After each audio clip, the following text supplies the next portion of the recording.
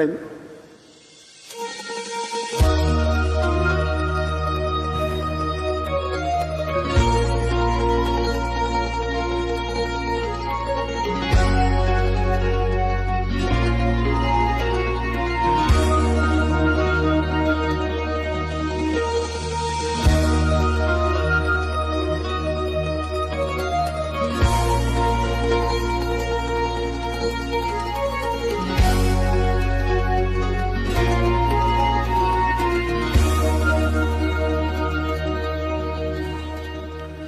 ខ្ញុំ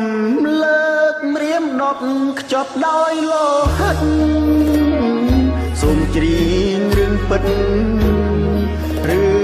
ងអ្នកប្រដើ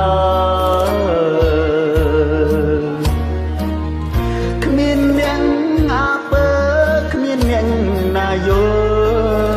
ជីវិតវិលវល់ព្រោះកុំដល់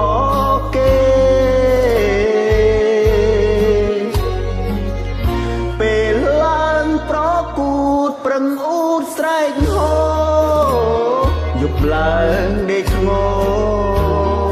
ឈាមដងពេញប្រាណថ្ងៃខ្លាំងខ្លួនខ្សោយទុកទល់លេងបានដូចសត្វដេរិឆានត្រូវគេវិដំ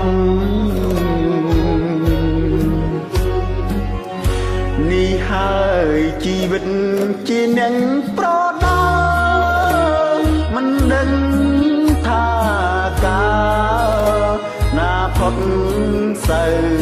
មកព្រះអើយសូមជួយដោះស្រាយចំណងអើសូខ្ញុំផងឆ្លងផុតទុកនេះងើយ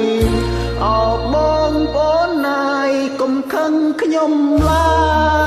យខ្ញុំច្រៀងដងហើយពីងពេញ